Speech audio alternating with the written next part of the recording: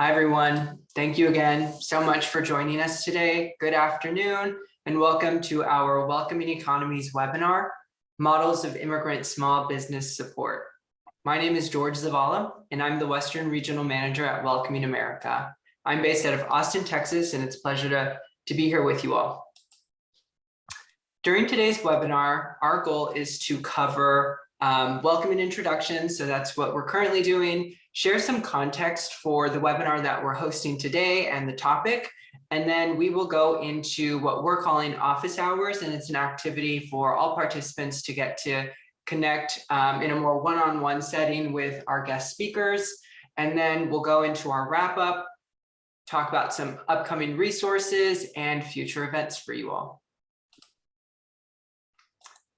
So hopefully by the end of today's webinar, participants will learn an array of program models that help provide support and growth and development of immigrant businesses in local communities. This can range from micro lending, ongoing technical support, business planning, and ultimately how we can tie all of this together. So, going into this webinar, I'd really like to share a little bit more about Welcoming America before we fully dive into our topic. Welcoming America is a non-profit, nonpartisan organization that leads a movement of inclusive communities becoming more prosperous by ensuring that everyone belongs. We believe that all people, including immigrants, are valued contributors and vital to the success of our communities and shared future. The Welcoming Network is composed of over 300 nonprofits and local governments working to build more inclusive and welcoming communities in the United States and abroad. Led by Welcoming America, the Welcoming Network is both a network and a movement of driven individuals and organizations that really follow behind the conviction that communities make better decisions when residents of all backgrounds, identities, and perspectives are meaningfully engaged. The Welcoming Standard, a product of Welcoming America, captures the core of what it means to be an inclusive community. Developed in collaboration with local governments, advocates, and diverse experts, and with input from the public at large, the Welcoming Standard provides a comprehensive roadmap of immigrant inclusion and welcome policies and programs. The standard addresses a range of these essential policies and programs, from language access to hiring practices. The Welcoming Standard is organized by our framework categories: government and community leadership, civic engagement, equitable access, education, connected communities, economic development, and safe communities.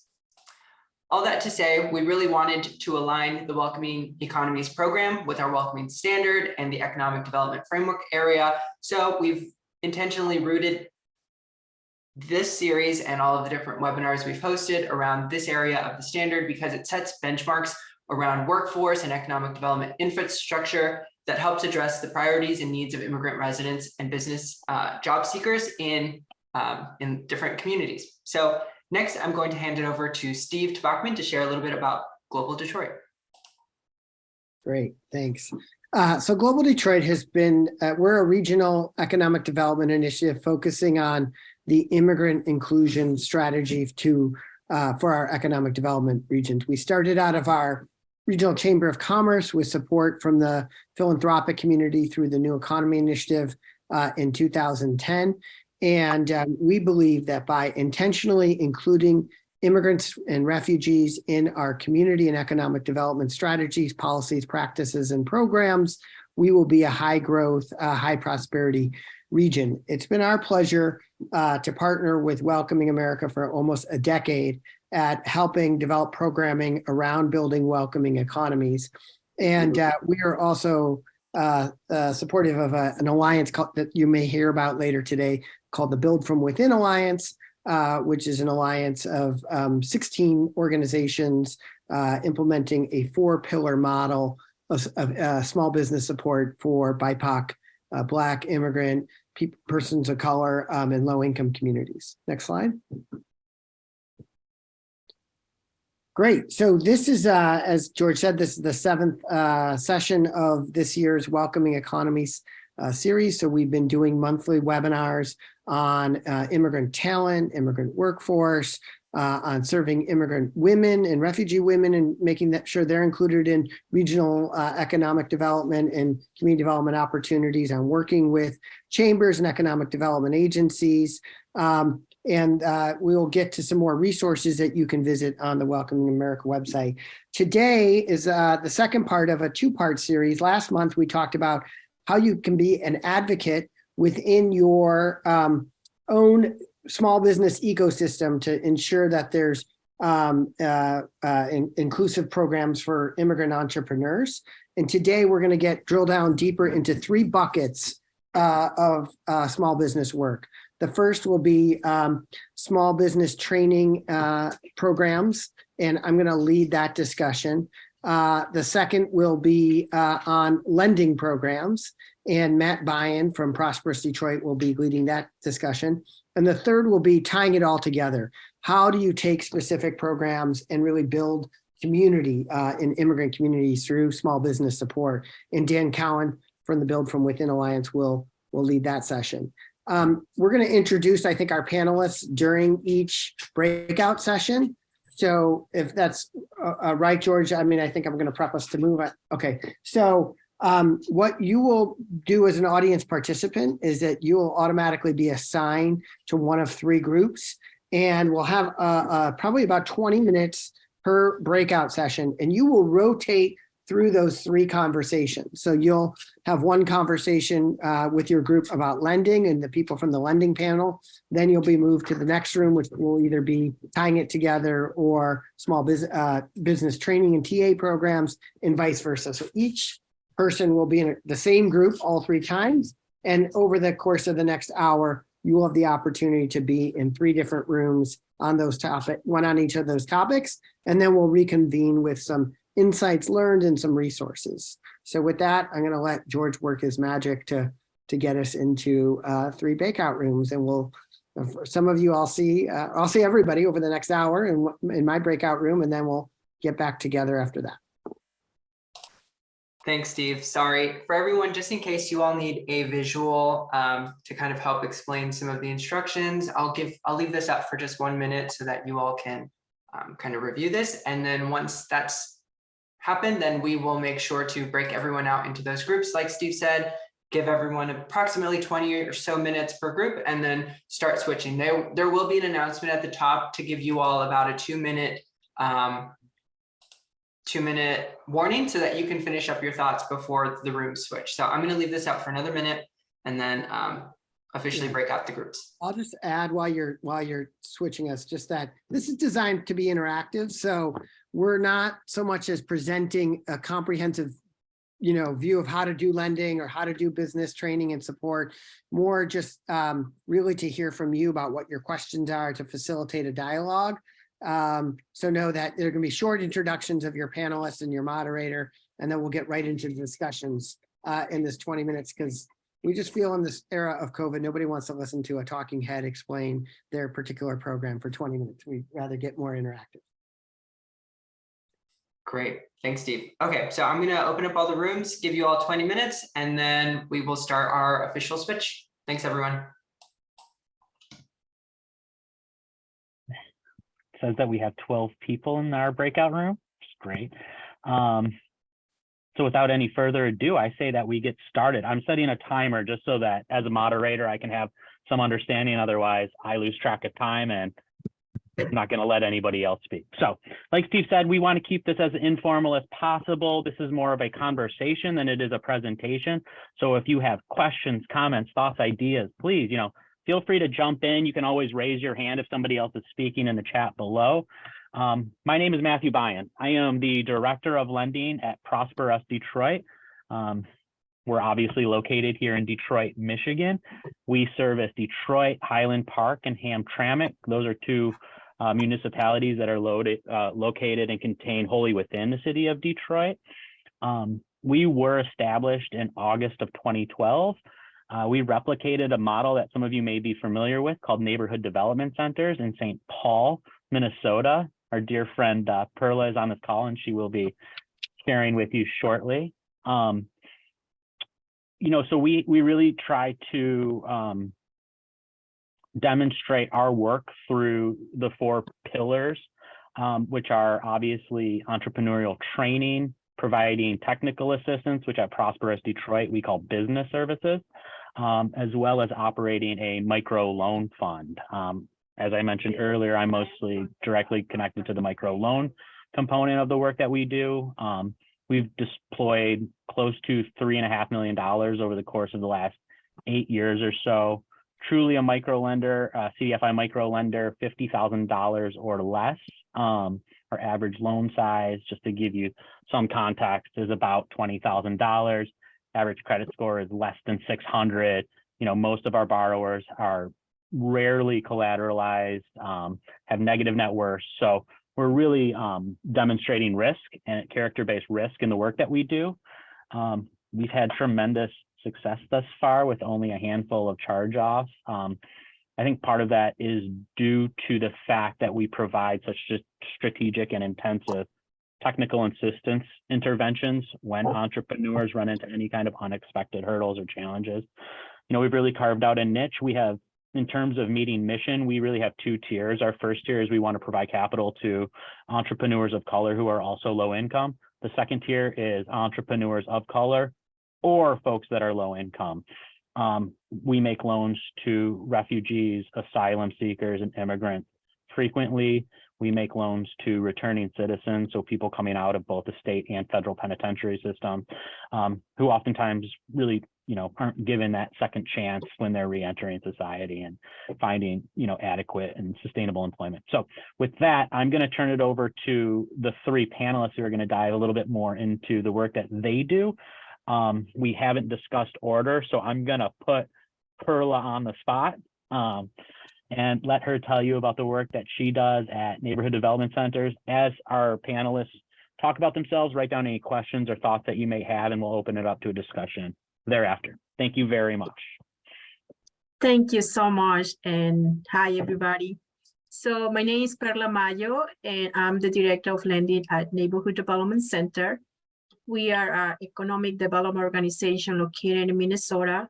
Mainly, we work in St. Paul, Minneapolis, and we work in a specific 10 low-income neighborhoods in the Twin Cities. Regarding our small business ecosystem, I would say that we work with a lot of immigrants. In Minnesota, we have a large population of East African community. We have a large population of Hmong community. Of course, the Latinx communities is also here in Minnesota. And of course, we work with any entrepreneur that needs help from NDC. But regarding NDC, we really, we are a geographic-based organization.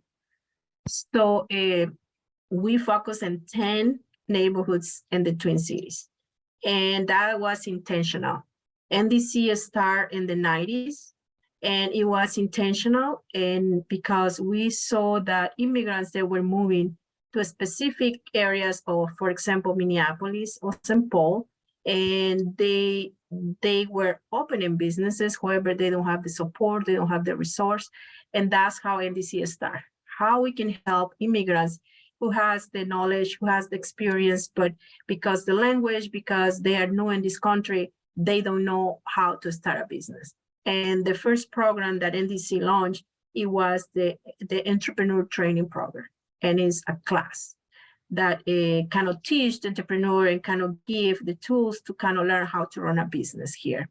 The second program that we launched, it was the Business Lab Technical Assistant. And that was more related that when after they finish the class and they are ready to start a business, that's when they need a lot of support. And, that's through more like one-on-one kind of consulting and more like kind of helping them to deal with all the stuff that maybe about legal, marketing, license, permits, and the most important thing, how much money they will need in order to open the business. And that's the third pillar, the lending, the loan program. And I'm part of the lending department. I have been working with entrepreneurs for 16 years. So I have seen a lot, people launching businesses, and we have the lending program. And then also we have a real estate. Also, we own some buildings in those 10 neighborhoods, and kind of we take buildings that they have been vacant for years, and we turn those buildings into incubators. And most of the people who kind of open a business in our incubators, they are part of the training class, or they are receiving technical assistance, or also they are receiving a loan. So that's in general what we do in NDC. And during this hour, I will be happy to share with you more how we do lending in NDC. I think this group, the topic is focused on lending. And I will be happy to share, how we help entrepreneurs through the lending program. Great, Perla, thank you so much. And you nailed the time. That was on the nose. We're going to turn it over to our good friend in Colorado, Syed. Go ahead and please introduce yourself and tell the group a little bit about the work that you and your organization do. Hello, everyone. My name is Syed Nakibullah. I'm an investment officer with SETS Finance in Colorado. We're based in Aurora, Colorado, serving the neighboring 7 counties.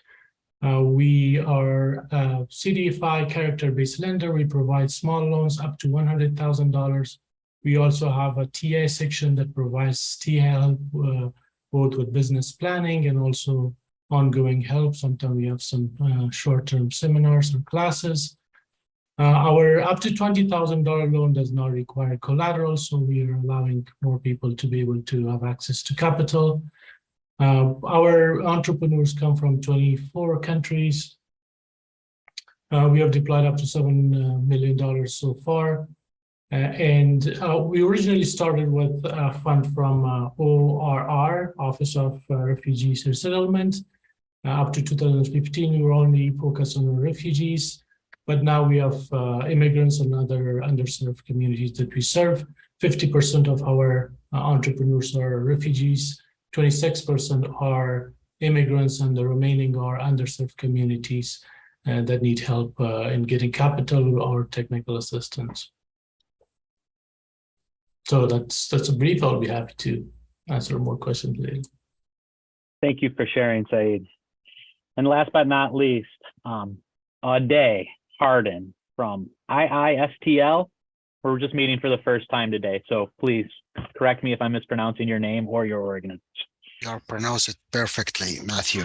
Thank you. Hi, everyone. This is Ade Hardan. I'm a business development coordinator of the International Institute of St. Louis. I work in the economic development department. This organization, which I work for about 4 years so far. And our economic development department, we are do lending for our clients and 2 types of loans. The first type is funded by the ORR for those who have immigration status as refugees. And this loan could be as minimum as 500 up to 15,000. Other type of loans, it is for those who got the citizenship, I mean, foreign-born U.S. citizens, as an immigrant or asylee, grantees, or even a refugee who got a citizenship after spending the required period. With this type of loan, the limit of lending will be higher. It can reach up to 50,000. This type of loan, we receive a line of credit of a couple of local banks. Both loans have almost same requirements, but that interest rate could be varied. Mainly, we are serving our clients to assist them to start a business or to expand or strengthen a business already exist. The clients came with some kind of different perspective to things, have different experience, have different knowledge, and they would like to resume, some of them would like to resume their career here. So here we are helping them to establish this business and expand the diversity and background, add an additional experience to the community with a different background.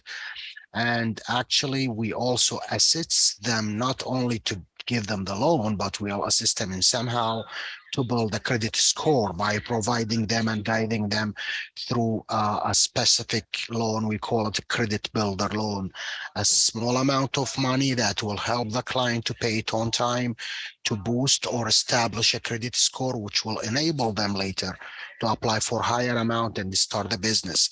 Our services not including only lending, but also one-on-one coaching, technical support, referrals to the related governmental or other departments in Missouri. I forgot to mention that we are located in St. Louis from the name, and we are serving all our clients who are resides within Missouri, within the state of Missouri. Ade, thank you very much for that overview. I appreciated learning a little bit more about the International Institute of St. Louis.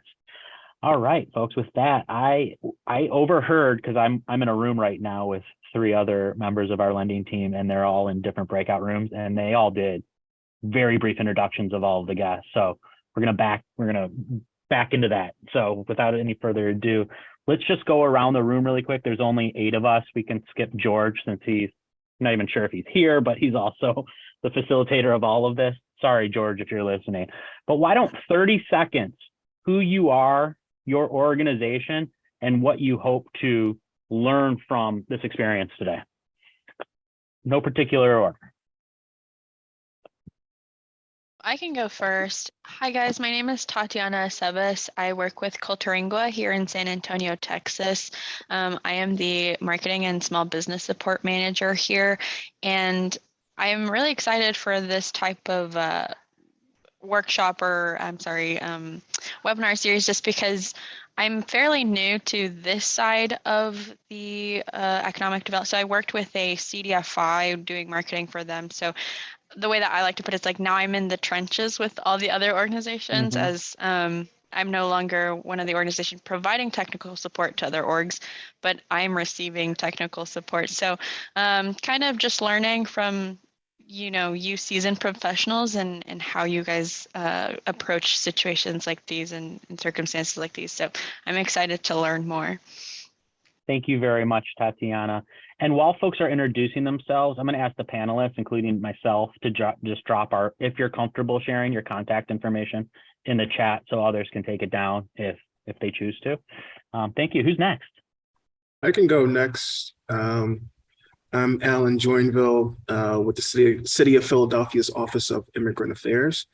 I am the Director of Strategic Communications and Programs, and one of my portfolio is working on immigrant inclusive workforce development and economic development.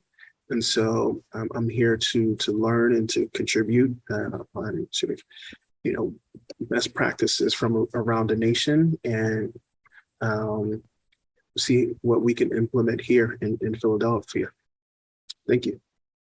Thank you for sharing, Alan. Welcome. I can go next.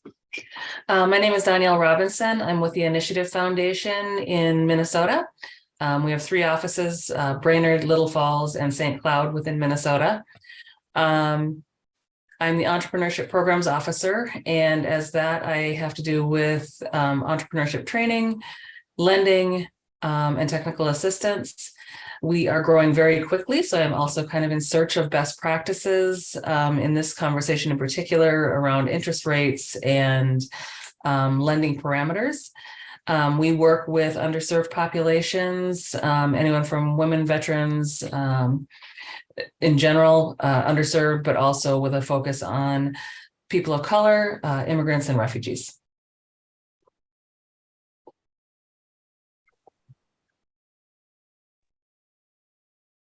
Hi, everyone.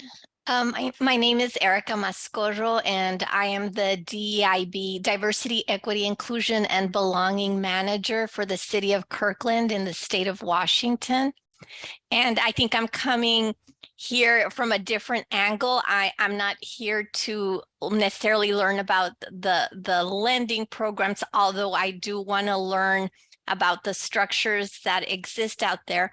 But I'm also interested in learning how how the different programs, how do you market and how do you outreach to those you are trying to serve? Thank you. I look forward to it. That's a great question. Does anybody want to answer that while we're on the topic? Since that was, I think that's a great question for us to address. If anybody, it looks like, Ade, you want to respond to that? Sure. Well, Erica, thank you for this question. Basically, for my organization and the International Institute of St. Louis, basically is a resettlement organization. It has a history of 100 years so far. So I can tell mainly our outreach for a client is for our clients we resettle or we serve their first step here in the US.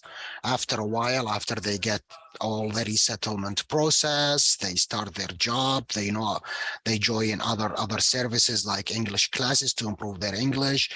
It will be easier to reach out to them in the building because they know what type of services. Once they get resettled and start job, and they will be ready to think about business, we talk to them. So sometimes we manage some kind of group orientation for newly resettled people. In addition to that, we reach out to local businesses, immigrant businesses who are not our clients but been here on a while. And we introduce our services just like any normal traditional way. We also support immigrant businesses with simple approach, like we write some kind of story about them, about their success story, how they reach the United States, what is the path, what is the difficulties they overcome, and we share it on our website and our Facebook page. This also built some kind of connection with this client who later would reach out to us to ask for our services. But mainly I would say we have some kind of advantage because we are a resettlement agency. The client came here and they start their first steps in establishing their life in the United States. Tremendous. Thank you for sharing that. I do want to give Dinah and Sharif an opportunity to quickly introduce themselves since they haven't had the opportunity yet, if they are there. Hey, Dinah. Yes. Hi. Dina. I'm Dina with the YMCA at Virginia Tech in Blacksburg, Virginia. I am also no expert whatsoever, and I don't have the kind of questions that would make sense to you. We're still trying to explore ways of helping people in our area here. The more I hear about all the things you're doing, I feel like we're living in a desert with no resources for entrepreneurs and immigrants. I myself attended a workshop on food entrepreneurship that was offered locally in the hope of helping some of the people I help, some of the refugee families. But to me, that was a huge undertaking if I would just translate the information and just give it to them. And now I'm realizing there are so many steps and hand-holding that has to happen before these people find resources that might be readily available, but it doesn't translate in their own culture or way of doing things. Especially the legal and the financial bit of it can be overwhelming, even to somebody like me who speaks the language and knows the system. So I don't know if there are any programs out there to help make that step before they actually get into some of the programs. I don't know if that's relevant to this group or not, but that's where I'm coming from. And thank you for being here with us. Thank you for sharing a little bit of background about yourself and your organization. So we have, 22 seconds left. I'm like, wow, where did time go? Sharif, do you want to just say hello quickly before I think they move us to another room? And I apologize, you didn't have as much time as everybody else. You're good. I'm just here to observe. And yeah, I'm coming at it from a different angle too, with the Office School of Michigan. And we help immigrants and refugees with job resources. Oh, okay. Oh, all right. I'll take a minute then to slow it down. Yeah, so I'm a program analyst with the Office School of Michigan through the state of Michigan, and we work closely with Global Detroit. And I actually personally worked with Steve Tabachman in the past as well. So we're close partners, and we don't focus so much on the small business aspect of things and financing and microloans and things like that. We're more focused on employment. But because we have refugee services here, and because we're working with the same population, or a lot of overlap, you know, I thought it was worth hopping on this call and just, you know, seeing what information, you know, you all wanted to, you know, cover, and see what else I can, what other insights I can get from it. Absolutely. Thank you for joining us, Sharif. All right, we're going to open it up with the last 2 minutes. Does anybody have a question for our panelists? I've heard a little bit about what each of them do. I have a quick question. Please. How do you manage interest rates, or do you charge interest? So I'm aware that some entrepreneur or some lending places will do a 0% loan through SBA. I know others get quite high on their interest rates. So I can share, you know, what we do in NDC. So in NDC, the interest rate that we're charging right now is 7.25%. That's a fixed interest. However, we're a geography-based organization, so kind of support entrepreneurs who open businesses in specific areas in Minneapolis and Paul Brooklyn Center. So we have interest rate for those specific areas at 5%. Okay. Because we want to attract businesses to specific areas. And you are familiar maybe with Minneapolis, for example, if the business is going to be on Lake Street, we charge 5%. If the business is going to be outside of that area, it's 7.25%. And then we have a new program that we have 3%. And part of the program is we call Reposition Your Business, and it's they can apply up to $50,000, and in 2 years we can forgive up to 50% of the loan, and that's 3%. And what do you do the forgiveness on? Say again. What allows them to be forgiven for a portion of that? Okay, so for that program is specific. It's mainly for existing businesses, and the uses of the funds needs to kind of bring something new to the business. For example, a restaurant, right, wants to kind of build an outdoor patio or seating area. So it's so specific, and so if that person is going to invest the money in that specific, so in order to be forgivable, the business needs to complete the sit down, the outside seating area, and then we kind of talk about, you know, how that improve, you know, the revenue of the business. So the position your business is for existing business, really for existing clients, and really they have to prove that they are going to do something unique and different, because it's 3%, and also we are giving 12 months interest only payments, and then in 2 years they can get up to 50% forgiveness. That is incredible. That's a great overview, Perla. Thank you so much for sharing that.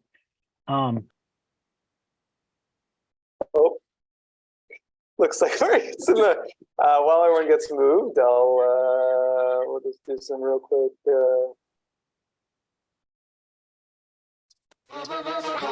Hey everyone. Ice cream, Netflix, and yo Jim Jam.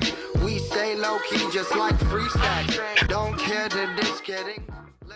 All right, we'll get started real quick because we're running out of time real fast. Thank you so much for everyone for being here. And it sounds like you had a really great conversation with, it looked like, the lending crew. So coming in hot here is, this is the group that's talking about tying it all together. So we're really excited to be here.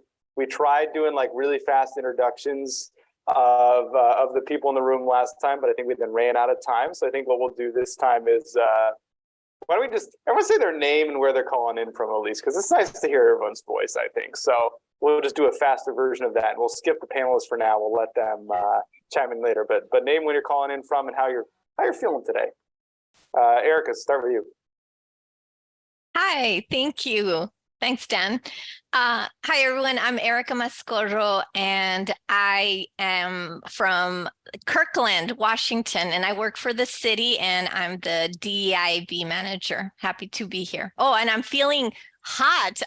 I'm really surprised to have this kind of sun in the Northwest Pacific, so enjoying it. Don't tell me that. It's like below freezing here with snow on the ground. No, I love it. Thank you, Erica. Thank you for sharing. Tatiana is next on my screen. Hi, everybody. Again, my name is Tatiana Sebas. I'm from San Antonio, Texas. I'm calling with Culturingua. I am the marketing and business support manager. So I'm feeling pretty good. I'm excited to learn more. Great. Thank you so much for joining us, Tatiana. I think we met of Nadia, one of your colleagues in the last room. Dina. Hi, my name is Dina Ali. I'm with the YMCA at Virginia Tech in Blacksburg, Virginia, where it's overcast and cold. I'm feeling a bit lost. This is my first time to attend the small business series, so I'm just here to learn. All right, perfect. You're in the right place then. Thank you for joining us today, Dina. Alan or Elaine, can you please correct me if I pronounce it wrong? Yeah, Alan is fine. Thank you, Dan. Alan Joinville from the Philadelphia Office of Immigrant Affairs. I'm feeling relieved and great. We received our first bus of asylum seekers, bus migrants this morning. No way. Yeah, and the community support has been great in welcoming and supporting the migrants. So it's gone pretty well. So thank you so much for joining us. Did you say Philly? Yes. Philly. All right. I was pulling for all your sports teams. Thank you. Next year, yeah. Yes. Your baseball manager is a Canadian, and I'm up in Toronto, so I was rooting for you guys. Okay. Cool. Sharif. Hey everyone, my name's Sharif. I'm with the, I'm calling from Detroit, Michigan, with the Office of Global Michigan, which is an office within the state government. And then it's also cold and dreary here. And my apartment building's been having on and off issues with heat. So yeah, I think cold sums it up, but I'm also motivated. Maybe it's stealing me a little bit. It's got me on edge in a good way. All right. Thank you, Sharif. And Scott, and then we'll move to the panel. Hey guys, Scott Preston, calling in from Detroit. I'm with an organization called Global Detroit. We work with refugees and immigrants, and I'm also transitioning into the small business development space, particularly with refugees and immigrants. So here to learn as well. Also, sorry, I have my camera off. It's having some internet connectivity issues at the moment. So hopefully I'll be able to stay on. Oh, good. All right. So again, this is the room about tying it all together. And so we're going to ask our panelists to briefly tell us about their organization, their work in this model of tying together business resources to support entrepreneurs on their journey, particularly immigrant and newcomer entrepreneurs within that space. So we'll go reverse order this time. Tariq, why don't we start with you? Yeah, I think we get like a addition. Next time is going to get better. The third time will be best. Yeah, that's right. Yeah. Yeah. So hello, everyone. My name is Tarek Fanik. I'm the programs director with Global Detroit, a regional nonprofit based in Michigan. Our main focus right now is building inclusive approaches into the small business development and community development. We have a trusted connector model, which is based on the ecosystem have their own services, and there's the underserved communities from refugees, immigrants, people of color, and low income can access those resources. So what we do as a model, we go identify those community leaders, work with them, build a trust relation so we can connect those resources to them. At the same time, what we do is we learn from the community about the current challenges and impacts they're facing and translate that into the ecosystem so they can be more inclusive about their work. A small example would be if you're a lender and you have a grant, instead of just only doing it online in English, how we can translate that program to different ways, how we can access the underserved communities or people who don't speak English as a first language. Thank you, everyone, for being here. Back to you, Dan. Awesome. Oh, thank you. And so just while your panelists are speaking, we'll do this quick, but then it's all going to be about your questions. So have your questions ready for when we're done doing introductions. Jay, do you want to go next, or is it nice to sort of sequence it where Kat goes and then, yeah? Okay, all right, Kat. Oh, no, sorry, go ahead, Jay. Is that what you're... Oh, yeah, no, I was just saying Kat goes first. Okay, cool. Okay, voluntold. Hi, everybody. I am the Director of Programs at ACLT. I'll just get right into it. We're a nonprofit that's obsessed with neighborhoods because we know that they matter. So we work with residents and business owners in these targeted geographies to improve quality of life. And that looks like a number of tools in our toolkit. So we own real estate up and down the commercial corridor. We're able to turn those into transformative properties that are previously blighted or vacant, and we connect entrepreneurs that live and work in our neighborhoods to those spaces. The second tool is community organizing. So we have done extensive neighborhood planning and worked with neighbors on grassroots initiatives. The third tool would be neighborhood improvements. Well, you'll find us advocating for better transportation infrastructure, better, making sure everybody knows about the school bonds. Folks deserve a playground. And number 4 are targeted programs. That would be primarily our setup shop pipeline of support for neighborhood entrepreneurs. And lastly, one of our other programs that ties into Setup Shop is Grow North Farm, and that is a space that we own and have a partnership with Catholic Social Services to operate their refugee and immigration services program with tenants there. And I'm going to let Jay speak a little bit more about his work there because he's managed the farm. Thank you, Kat. Yeah, Jay Kerr, Anchorage, Alaska, Anchorage Community Land Trust. And with our Grow North farm, we just finished up our fourth season there. And a pretty cool project that started off with us attaining the land like many years ago, before my time. And with a bunch of door knockings and, getting to know the community, it was kind of like the word on the street was just like, hey, why don't we have this space that we can provide this this farm and this awesome thing for individuals to be able to grow and become better at what they do. So one of the individuals that we met with is Catholic Social Services within our neighborhood, and then they said that with one of their programs, they were willing to partner with us in kind of building out this initiative.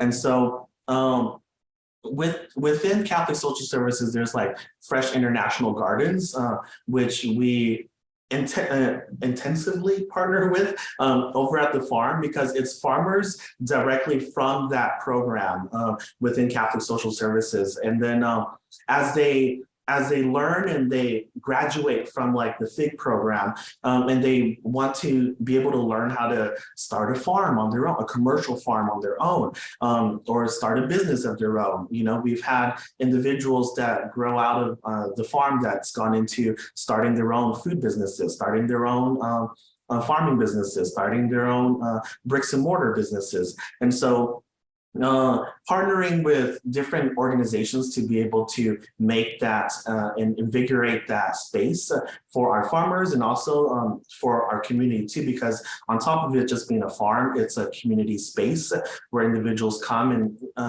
just come to hang out. There is a market too, so they can come and get fresh produce right from the farm also. So if you're ever in Alaska, swing on by, go to our farm. I think our biggest thing that has really helped us in our community is just continuing to partner with our community, with our community partners. Things like eating out. If we have a meeting, can we do this in a community space somewhere in the community? So at a restaurant somewhere.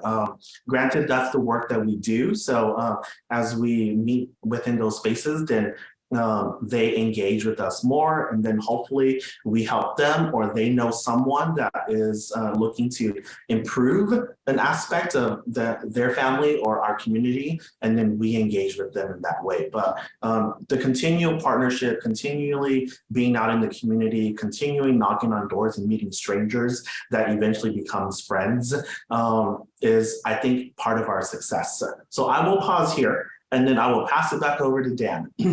Thank you so much. I'm just really, Danielle, because you were, I think, speaking as we rejoined. I didn't give a chance for you to say hello at the very beginning. So I want to invite you to do that real quick, and then we'll get into questions. Oh, sure. My name is Danielle Robinson. I'm the Entrepreneurship Programs Officer for the Initiative Foundation in St. Cloud, Minnesota. And I have snow outside my window. Ooh, all right. Thank you so much. And thank you so much, panelists. So let's get into questions. What questions do you have for our panelists?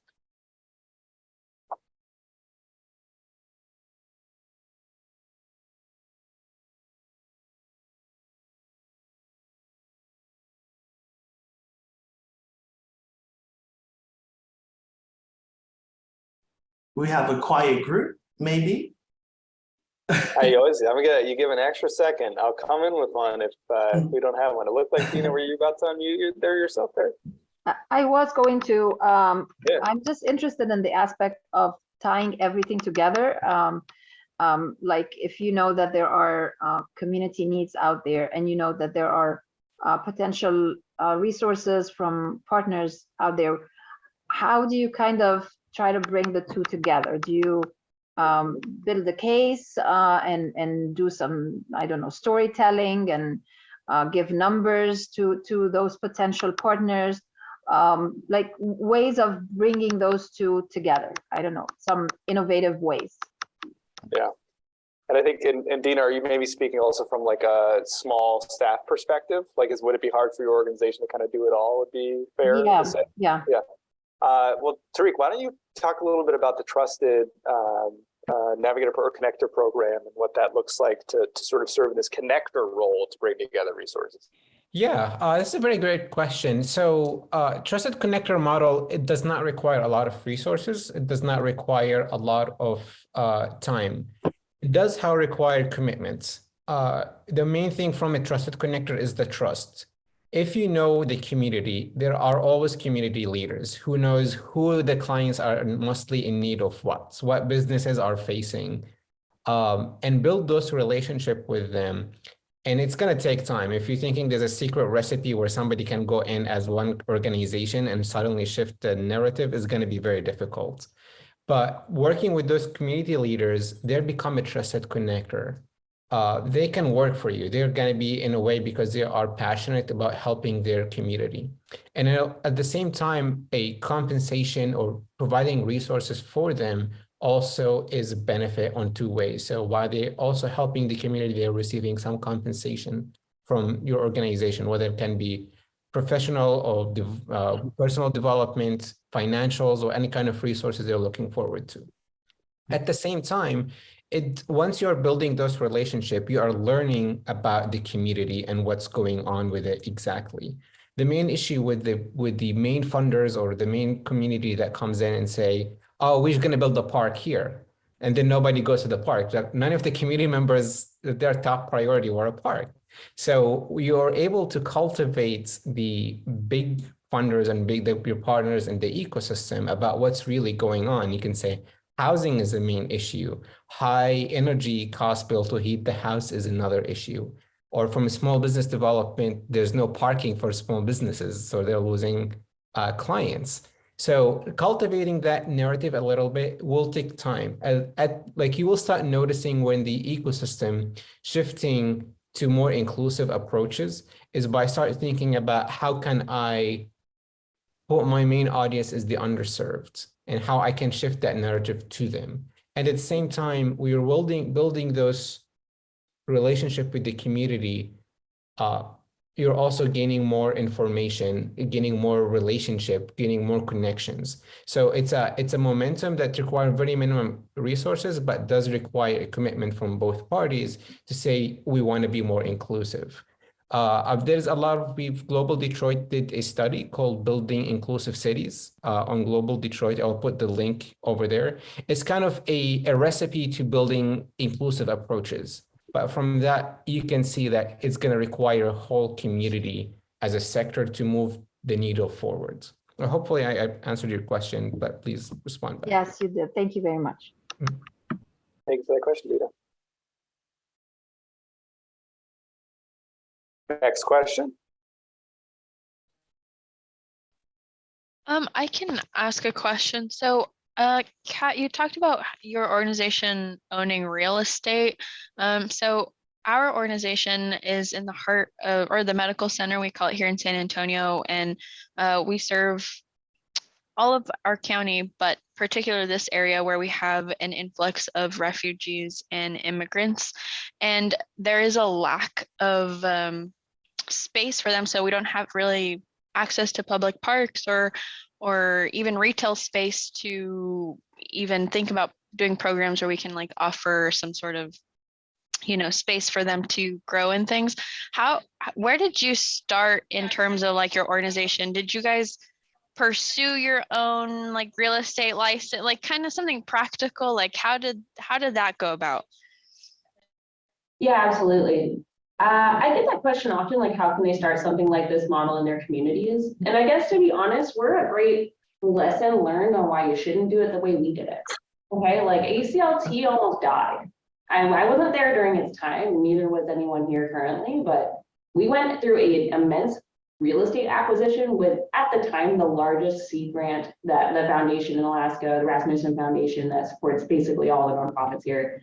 That was their largest grant that they'd ever given. And we spent it on a bunch of blighted vacant properties in Mountain View and went on a huge deep dive and almost did not financially recover. So if there's anything we can do, we feel a little bit like a scared straight program there. Like I would probably I offer our acumen, right? Like I would talk to anyone considering diving into real estate in a meaningful way with their community or with their organization, with their board. I would talk to them just to share the lessons learned in that process for us over a decade of recovering from that. There are phased ways and better ways to position yourself and your organization to enter real estate than what ACLT did. But here we are today, very happy to be successful landlords that are community engaged, and we're in the green, we're no longer in the red, right? That's a good thing. Just to say it, some of the ways that we've done smaller projects that activate spaces that are not as intensive.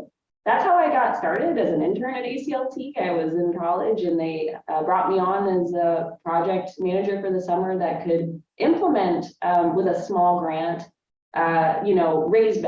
raised garden beds in multifamily apartment complex units, right? Like just out front in people's driveways, so that they would have 16 square feet to start growing food out on their porch. And I've seen many projects of replicating this from garden pot related projects. I've seen that through AmeriCorps Vista, and I've seen so many different models of that, but very small, gives green space to places that don't have it, allows them to, we've seen several of our clients get really smart with using many of those plots and just linking them up across town to make a scattered site model that actually lets them make sales at market, right? Like they don't need a huge scale plot. It's great if they have it, way more efficient, but folks are being very creative here, and I'm sure they are where you are as well. So doing what we can, even in those smaller space activation projects, many of those models exist, and happy to share more of it post-call, but hopefully that was, I didn't mean to be a downer, but I think that there's a lot. That was actually very helpful. I think like any experience, even like negative experiences, it's good to know. Cause like, yeah, I was under the impression they just bought a bunch of land and it went really well and here they are. So yeah, that's awesome. Thank you so much. No, absolutely. And it's not, I don't even mean to be negative. I mean to say that there are lessons learned. It was a challenge that we overcame. And I would absolutely want to share that experience with folks considering it seriously. Thank you, Kat. Thank you for that question, Tatiana. Other questions?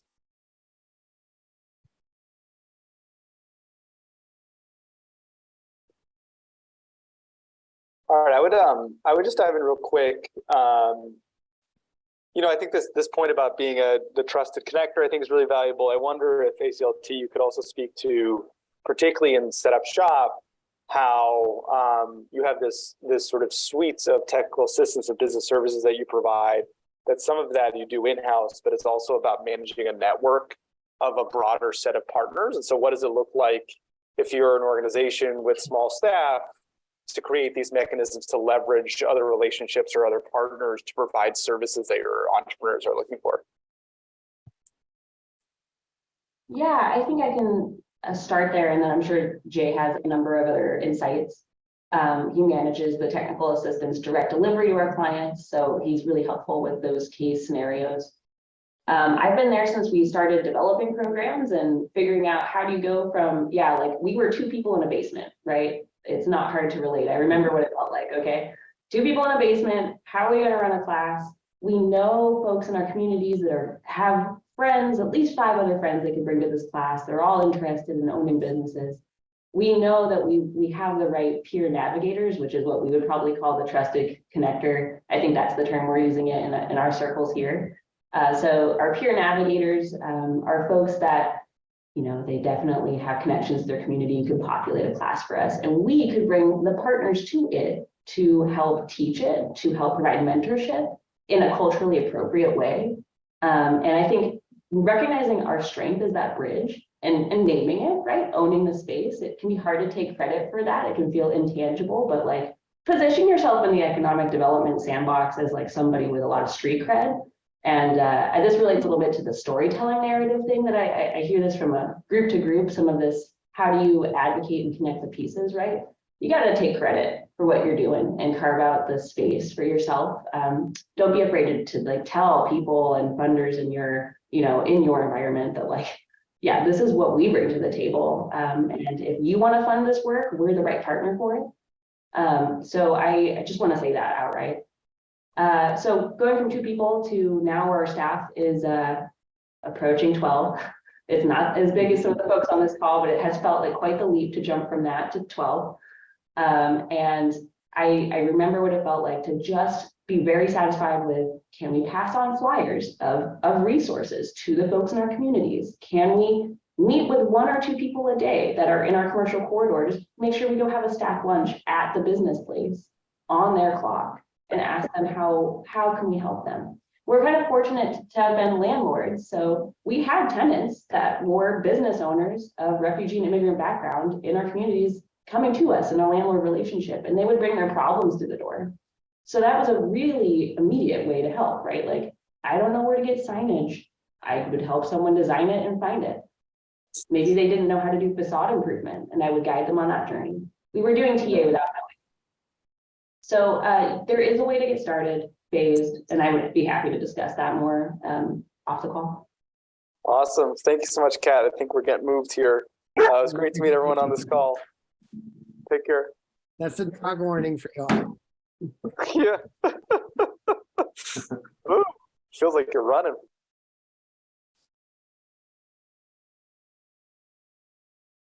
All right, welcome everybody. So I think Jay is about to leave, but I see Khalid and Ishmael. So this is our last of the 3 rotations that you'll see.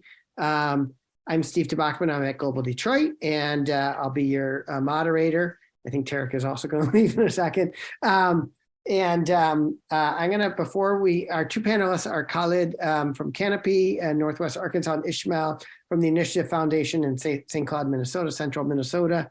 But why don't we do very brief introductions of the who's in this room before we ask our panelists to speak. So I'll call on you in the order I see you in my screen, and we'll start with Dina Ali, followed by Erica from Kirkland, Washington. So Dina. Yes, hi. I work with the YMCA at Virginia Tech in Blacksburg, Virginia, and this is the first time I'm attending the small business series and here to learn. Great. Erica, followed by Tatiana. Thanks, Steve. Hi, everyone. My name's Erica Mascorro. My pronouns are she, her, ella, and I am the Diversity, Equity, Inclusion, and Belonging Manager at the City of Kirkland in the state of Washington. Great. Tatiana, followed by Sharif. Is Tatiana there? We met your colleague Nadia in the last room. Well, we'll go with Sharif, and then if Tatiana gets on, we'll have her go. So Sharif followed by Alain. Go ahead, Sharif. Thanks, Steve. Yeah, so Sharif Krabti. I'm with Office of Global Michigan with the state of Michigan. I work with immigrants and refugees around employment and refugee services and a bunch of other different things. But yeah, happy to be here. Alain, are you there from Philadelphia? Yes, I'm here. Hello, everyone. Alan Joinville, Director of Strategic Communications and Programs from the Philadelphia Office of Immigrant Affairs, and happy to be here. Great, thanks, Alan. I'm sorry for mispronouncing your name. George, followed by Scott. Hi, everyone. I'm George. I'm the Western Regional Manager at Welcoming America, and I'm based out of Austin, Texas. And then is my colleague Scott there. Yeah, hey, Scott. Hey, everyone. Scott Preston from Global Detroit, calling in from Detroit, transitioning into the small business development space with immigrants. So here to learn. Sorry, I have my camera off today. I've been having some internet issues in the last few minutes, so I think it'll be better without the camera. Great. Tatiana, are you there? If not, I'm going to reverse our order. We've always had Khaled go first. I'm going to let Ishmael go first to talk about the small business planning classes and technical assistance that they offer, followed by Khaled. Yeah, hello all, I'm Ismail Muhammad. I am with the Initiative Foundation in Central Minnesota. And Initiative Foundation is a CDFI and that combines programming and funding. And so one of the programs that Initiative Foundation does is entrepreneurship.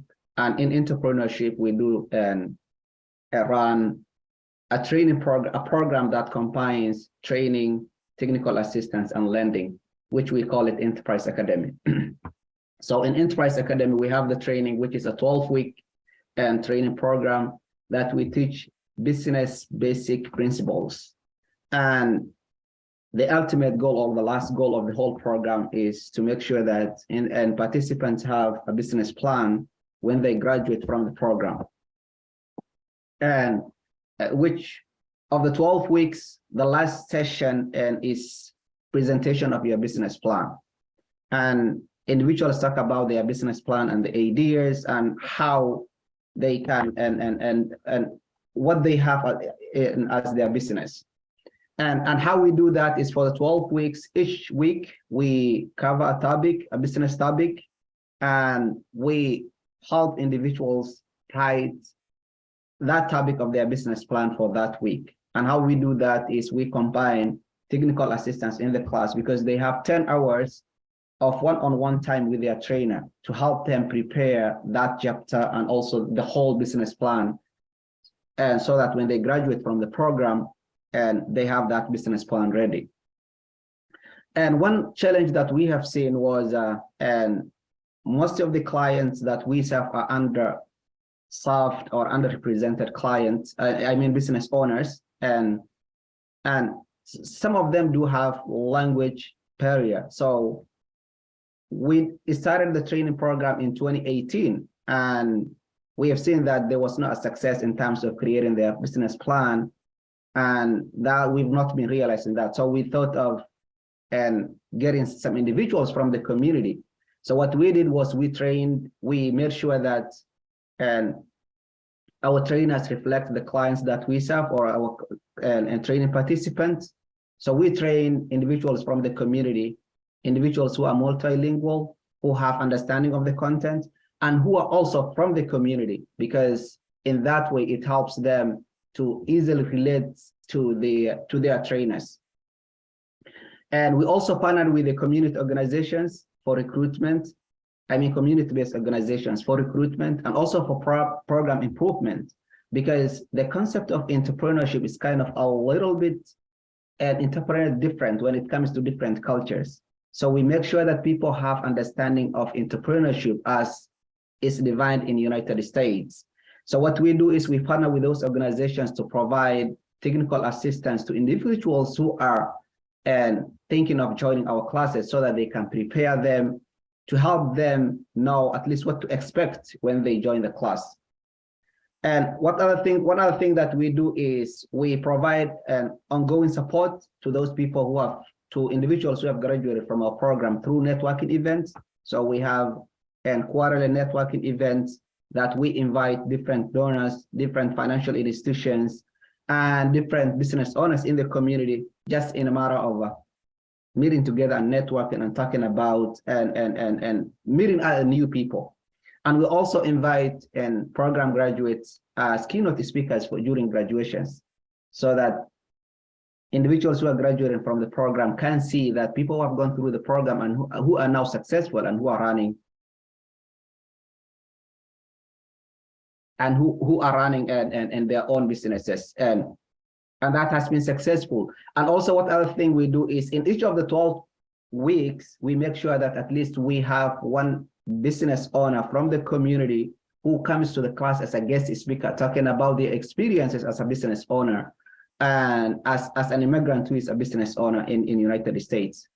So there are some individuals that cannot come to our classes because of maybe they're busy with their business, or they have some other things, and maybe the time doesn't work for them. We do have topic specific workshops that we do, and we can work with them outside the class with those individuals too. And in terms of business and assistance, I mean business consulting, we do have experts that provide one-on-one assistance in area of bookkeeping, accounting, marketing, branding, web development, social media marketing, and also legal experts. So, and we have pool of technical assistance that we can and prefer individuals too. So we have that that contractual relationship with all those individuals that are in the community, those experts, to make sure that whenever somebody comes to us, we have at least somebody that can help them. And we make sure that those individuals have the cultural competency and they also have the language ability. If they do not have the language ability, we make sure that at least we pair them with someone else who has that same language ability to help them and help this individual. And at the end, when somebody graduates from our program, we do have cultural relevant and lending, and which we know some communities do have restrictions when it comes to borrowing from the mainstream financial institutions. And that is something that we try to help with individuals as much as we can. Yeah. Great. Khaled, tell us about how you approach this issue at Canopy.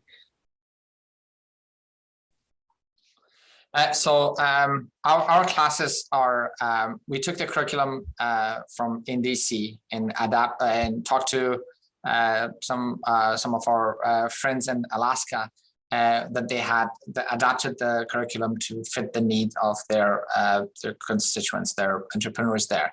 And we combined and created this third curriculum that is the bones is from in DC, but the meat that we put around that bone is slightly different to fit the needs here in the community. And so we have 12 weeks of classes, similar to what Ismail said. During those classes, we do bring in some folks from the local CDFI to talk about the lending part. We do bring in some people from a community partner who was a firm about bookkeeping. We do bring them to emphasize. I mean, our lessons have emphasis on bookkeeping, but for somebody to come in and really talk about like your business would fail if you do not have a good bookkeeping. And so we bring in some expertise from our own in-house. For example, we have a social media communication department from our organization, which is resettling refugees. Maybe I didn't mention that. I jumped in directly to the classes, but we are originally a refugee resettlement agency. So we bring in some of our in-house communication to talk about how to market the business. And so when it comes to marketing session, so we bring in some expertise during the class, 12 weeks of class. At the end of the class, we do have some, actually today is one of them. Not at the end of the class, this is a partnership with another to start a seed fund for a pitch competition, which is right after this, I'm going to go to that pitch contest, and we're going to be judging on some businesses who are pitching. And there's a small amount, not to start a big business, but $1,000 or $2,000 to kind of encourage them to get on board and start their businesses. So we do have those elements as part of the classes. But when it comes to technical assistance, we were able to secure a grant from one of our funders here to specifically pay for technical assistant coordinator.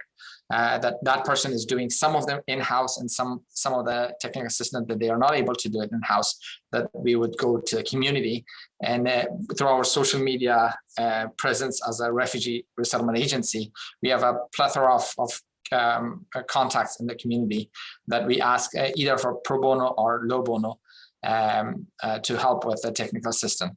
And then we have some funds secured so to pay them fairly good money for the services that they provide for those businesses. And our model is set up in a way that we just do not offer the technical assistance just during those 12 weeks. Our model is set up that we provide those technical assistance up to 2 years. with no or very little cost to the entrepreneurs themselves. So we observe those costs to help them kind of focus on what they're started. If there's food business, we want them to focus on their business, on food business, and we will provide those technical assistance at no cost or very low cost. But we built it in their business plan so that when it's time for us to step back, that they would be able to function and have that as part of their budget. So those are kind of the elements that we work with within our community. And our all of our clients are aspiring entrepreneurs are immigrants. So that's one of the for non-immigrant community. There's plenty of available entities that they can help them, but it's really the refugee and immigrant community that they do not have those support. And it's the first year when we started, one of our client aspiring entrepreneur made it all the way to Forbes magazine, and that was in the.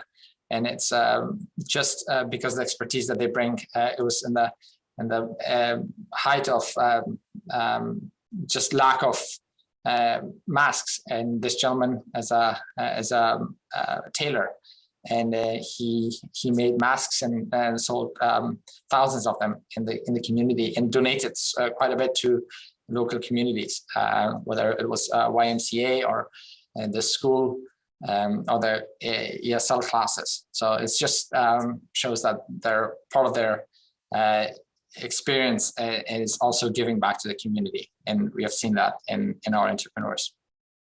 What a great story. Dina and Sharif and Alan and Scott, it seems like the room is yours. So any specific questions for those folks, or I'll start asking the four of you questions to find out what brought you here, but go ahead. Anybody have questions about small business planning for immigrants, technical assistance, other aspects of supporting immigrant small businesses? I was very interested in the cultural aspect, and thank you, Ismail, for addressing those in your brief introduction. And the other thing I'm interested in is, how do you acquire, this is a question for Khaled, like the training curriculum you mentioned, you got it from one place and you adjusted it from another place. And so do you buy curriculum, or do you just, is it like one can ask and it could be shared and adjusted to the place where we are, or how does that work? No, we bought the curriculum, but with the curriculum comes a lot of other, so it's not just a curriculum, that there's technical assistant part as well. That's coming. So this is the curriculum, Planet, which is very thick. This is the original one. And so ours is a little bit slightly shorter than this. We took the main concept, but narrowed it down. So in NDC allows that, as long as it's kind of stays with the spirit of this curriculum, we keep it, the information is just to make it localized. Like a lot of some of the stories, instead of having like a big Coke company outside, we just make it a localized immigrant business that is successful here. And do you also translate it, or that's not needed if you have the instructor who speaks, who's bilingual? So I'm just for us, because we are such a small organization, and we just literally started during COVID, and we're just beginning to we only have it in English, and we offer these classes in English language, and part of it is it's a conversational English, so it doesn't have to be like college level, but just as long as the aspiring entrepreneur is able to communicate that in English, we do that. But when it comes to technical assistance, we are the middle person between the entrepreneur and the service provider, because language does cause some confusion. So when they have any needs, for example, when it comes to technical system, they come to us, or we kind of are the middle person, and whether we can fix it there and in-house. If we do not have those expertise in-house, then we take it instead of sending the entrepreneur to that entity. Right. We take it on and speak on their behalf. Just making sure that the language is not, and also the stress that comes with it, because I'm trying to explain taxes. I mean, I don't understand. I don't think 95% of Americans would understand what where the money goes. But it's so for that, we just take that information and are the kind of the barrier of those in between those two entities. So I'm going to add that this is a great question, Dina. We got it in another room. That the mechanics of a business planning class in a curriculum. The units, like the fact that you need a marketing plan, you got to know your customer, you need a staffing plan, you need a financing plan, etc. Those don't change, and they're pretty universal. And so there are lots of curriculums out there, and it's not like one curriculum is going to totally trump another. The Planet curriculum that both the Initiative Foundation, Canopy uses, the organization that we helped launch called Prosperous Detroit uses, which all come from the Neighborhood Development Center, is unique in the sense that it takes those basic elements and it's really combined them with their experience for over 20 years of supporting low-income entrepreneurs of color, including immigrants and refugees. And so there's a lot of community building baked into the curriculum. And I think what's important is that, making sure the curriculum is delivered with sometimes I say a sense of skepticism about entrepreneurship. I know that is very part of how Canopy approaches this issue. A lot of folks come and say, I want to start a business. And if there's no other breadwinner in the house, if they're on limited income, if they're one paycheck away from being evicted, sometimes that is a very difficult pathway to pursue. And so that kind of care and attention to supporting immigrant and refugees who are aspiring entrepreneurs so that they understand what they're getting themselves into is very important. I do believe Planet is available in a couple languages. I know Spanish is one of them. And as I said, there are other curriculums, but what's important is also that even in translating any other curriculum, what I just heard yesterday from a panel I was on with a group in California called Immigrants Rising, they translated their business planning curriculum, and you can go to Immigrant Rising. I think it's spark.immigrantrising.org. I'll put it in the chat. So they have a curriculum, but they were saying that in translating that curriculum, it just, so many things just don't translate into the written word. And so that idea of having a bilingual trainer who can really in real time interact. I remember recruiting some Spanish aspiring entrepreneurs, and we were using the word entrepreneur, and there was just a bunch of blank looks in the room. And this was at a Spanish speaking charter school in Detroit. And I knew that the parents had been recruited because they were aspiring entrepreneurs. And so I realized that we were speaking in English, somebody else was translating, and we were just getting these blank spanks. And I said, how many people, buy or sell something and earn some money? And every hand in the room went up before we asked them how many were entrepreneurs. So somehow the translation of the word itself wasn't working out, or maybe they used the word negocios and, the word for business, and people didn't have actual businesses. So I do think it's important that having making sure in real time you have, with a limited English proficient group of entrepreneurs, that you have somebody who can speak in their time. I don't know if anybody has any questions, but I do have another question related to using some of the resources we have. Where we have a campus, university campus close by, and I was wondering if it would be a good idea to partner with maybe some of the business classes.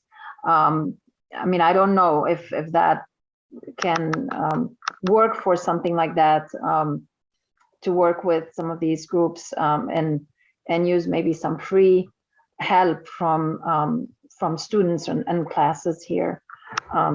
Any experience with with something like that? I've seen hit or miss in engaging both universities to do small business assistance and engaging universities to help with language access issues. I think what is important is probably which one, the Spark Immigrant Rising is not working. Yeah, just do immigrantrising.org and if that gets you to it. I apologize for that. But what I was going to say is that I think it's important to both reach out to, the Small Business Association in your region, the Small Business Development Center in your region, as well as the university, and bring folks together and say, this is our goal, is to help immigrant small business owners or aspiring entrepreneurs. We have the actual aspiring entrepreneurs. What we need are trainers, curriculum, and bilingual speakers. How can you guys fit in and work that out? Every community is different. Every university is different. Every SBA, every SBDC is different. And so sometimes you may have an SBDC, Small Business Development Center, that actually has bilingual programs. That's rare, but some of them are excellent and most. Thank you again thank you to our guest speakers, thank you to our moderators, and thank you to everyone who joined us today. I know that some people had to jump off early, but really appreciate all of the conversation, all of the expertise, and really the thoughtful questions that everyone asked and answered. So thanks again. In the final minutes of our webinar, just kind of wanted to reiterate some points around resources available to everyone. So if you'd like, you can find a lot of our resources that we'll mention and that were probably mentioned in the breakout groups on our website. I just shared that in the chat. Our resource library has different toolkits, articles, journals. It has a lot of resources that you can kind of comb through. Some that you might find that specifically apply to the Welcoming Economies program, and a lot of the work that everyone does is the Seeds of Growth toolkit, the Guide to Immigrant Economic Development, the IEDC Economic Development Journal, and the Welcoming Economies Playbook. And so in 2022, we've offered a new format for the Welcoming Economies program. Every month we hosted a different topic for us to dive into. Finally, December will be our closeout webinar, and we will be talking about financial empowerment programs for immigrants and refugees. So please join us on December 13th at 2 p.m. Central, and we will be able to dive into that topic and conversation. As a reminder, this webinar has been recorded, so after, in the next couple of days, you will receive the recording to the webinar along with any miscellaneous resources or materials that we feel we should include. And thank you all again. We hope that you're able to keep in touch with us, and feel free to reach out if you have any questions. Thanks, everybody. Thanks for our panelists. Yes, have a great day, everyone. Bye.